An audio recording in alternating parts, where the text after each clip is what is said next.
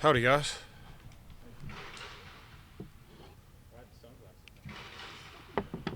Uh, they're so comfortable. Up list. What were your feelings Um, I didn't have no pride either way it went. Of course I wanted to play. Um, I mean that's why I'm a football player. I wanted to play, but like I said, I was working and grinding and doing everything I possibly could physically. I didn't have no pride either way it go.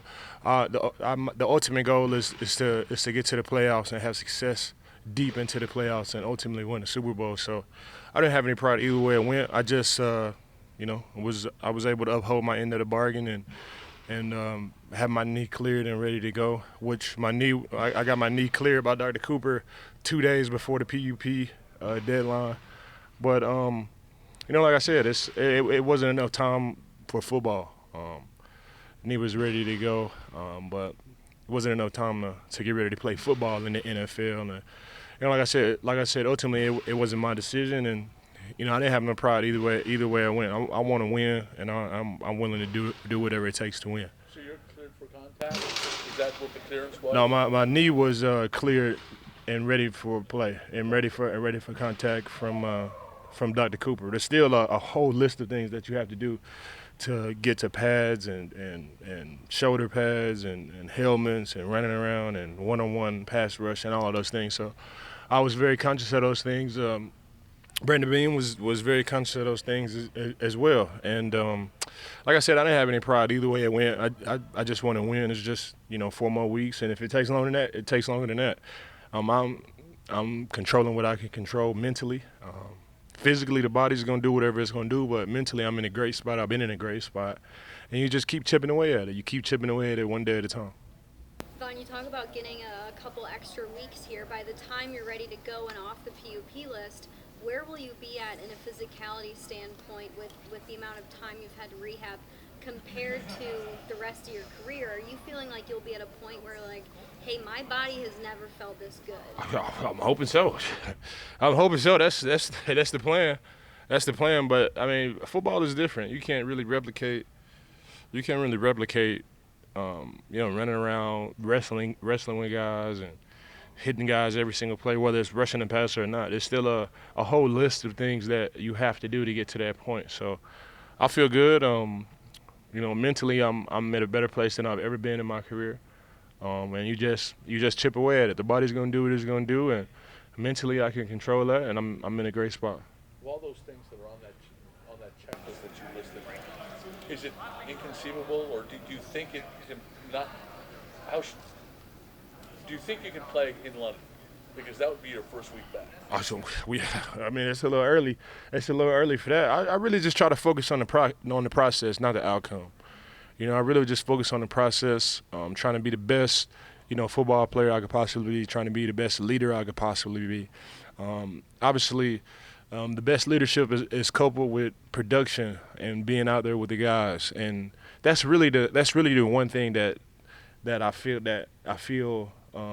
If I have any emotion about it, that's really the feeling that I had not being able to lead with my pads on with the guys. But other than that, I'm in a great spot, and hopefully it's London. If it's not London, it's not London. I'm not putting a date on it. I'm really just focusing on the process over the outcome. And I come in here and I grind each and every day. Got a great training staff, great leadership here with Brandon Bean from the top down. And I just take it one day at a time and control what I can control. Is starting on PUP almost protecting you from yourself, because it doesn't have the possibility? You can't play for 4 more weeks, and you can take a pace. I don't know. I don't know. That's why Bean is one of the greatest. He's able to make great decisions like that, and that's why Von's not making the decisions. And that's why he's making the decisions that he's making, and all the decisions that he's made has gotten us to this point. And I just play my role and take advantage of the time that I do have, whether that's trying to get in the best shape that I possibly can be in, working on all the intrinsic muscles that go along with supporting the knee and, all these other stuff. Just because the knee's ready doesn't mean everything else is ready. There's still a lot of other stuff.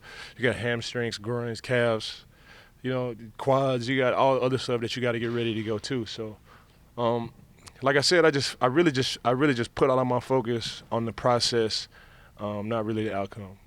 What's the rules? Will you make the trip and be on the sidelines Monday, or how does that work? I don't know. That's one of the things. That's one of the things I have to really get into, GM wise and front office wise. I have to really get into the CBA. I really got to dive deep in it. But right now, I'm just trying to focus on being the best pass rusher I could possibly be. But that's something I really got to get into. I'm really not sure. But if whatever I can do, I will do for sure. What are your thoughts like week one? Every team, the pieces change. The Jets, obviously. What do you think about the mystery of week one? That you're never quite sure what's going to happen. You really don't. I mean, that's what makes the NFL the greatest sport in the world. In basketball, you could get 4-star players, 3-star players, and you got a championship team right away. Football is a little bit different. It's chemistry, camaraderie, the energy component of it, the gelling component of it, the socialization. It's a lot more than just players and writing up great schemes, because all of these coaches have great schemes. If you're a head coach in the National Football League, if you're an offensive coordinator, if you're a defensive coordinator, you have a brilliant mind. It takes the pieces on the field to really bring that to life. And the Jets have great coaches, and they got great pieces too. We got great coaches, we got great pieces too. And the mystery of it is why everybody tunes in to watch these games in the National Football League. What's your approach to openly talking to teammates about the goal of striving to win a Super Bowl? I mean, I think you really just I really think you just break it down. You just break it down. That's really a long road to get there. And I feel like pressure comes from within, but on a team, you have so many different elements, so many different dynamics, so many different personalities on the team. And I feel like once we really focus on individual success, and not guys doing their own thing or anything like that, but once you focus on individual success, that leads to team success. Then you break it down. You just take it 1 week at a time. And I know it's cliche, but you even break it down, smaller than that. I like to take it 6 hours at a time, honestly. I like to take it one meeting at a time. And I think once we do that and we're present where our feet are, over time we'll be able to look up and we'll be where we want to be. You're amused by a year ago this team was supposed to be winning the Super Bowl.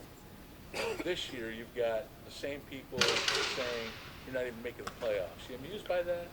I mean that's why the media. That's why you guys have such great jobs, man. Y'all do all that stuff, man. Y'all make all the predictions, man. And I love it, man. You guys do a great job with all of this stuff, and y'all really compliment our great game. It's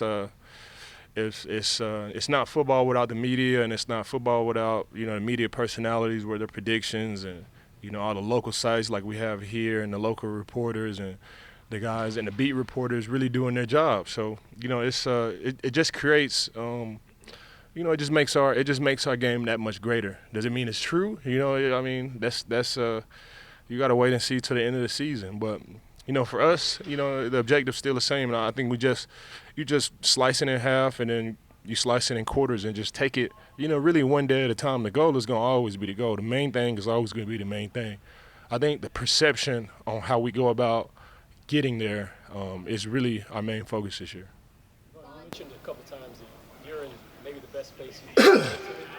What accounts for that? I think experience. I think repetition is really the father of learning, and I've been in just about every position you can be in on a football team. Good and bad, and I really just focus on the blessings. I think I have a really strong sense of gratitude. Whether that's coming into the Buffalo Bills facility each and every day, being able to be around great players and great staff members and great cafeteria workers and the infrastructure of this team. I think I just have a strong sense of gratitude, and I'm grateful for my opportunity at year 13. And I don't really take that for granted, and I really just try to focus on the moment, and I feel like that's once I feel like that's my perception, as I focus on really the small things. I look for the joy in the small things, whether that's talking to Ed, whether that's talking to the practice squad guys, whether it's talking to Nate and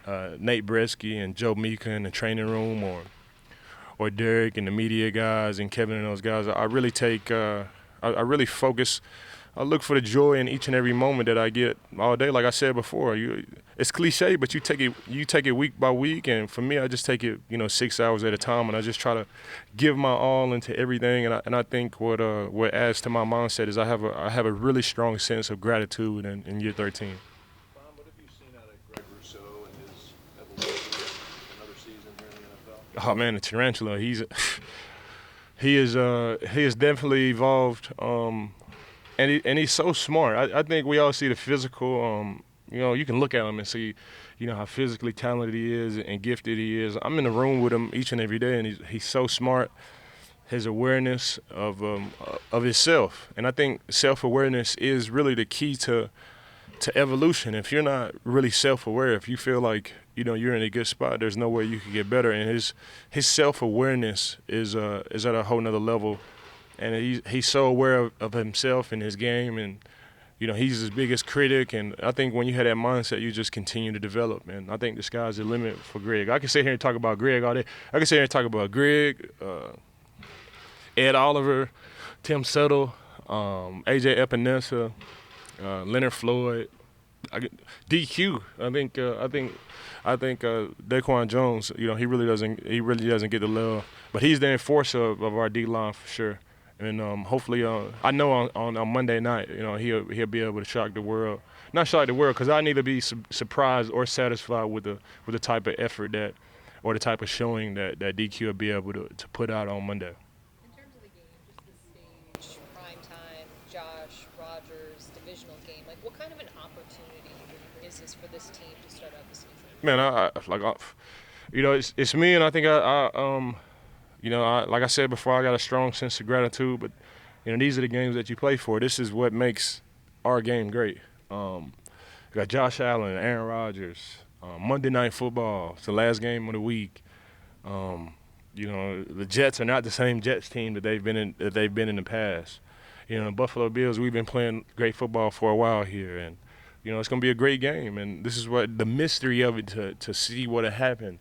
That's why everybody tunes in, and I'm excited for our team, and I'm excited for this game for sure. Even though I'm not playing, I still got those butterflies and that sense of that anxiousness like I am playing. It's going to be a great one, man, and Monday Night Football, there's nothing greater than that. Rogers said the same thing. Even at his age, he gets butterflies. Just what is it about that? I love this sport. There's nothing that I ever wanted to do in life but play football, and I think that's it, man. I think once you lose the love, those butterflies, they start to go away, man. I love this.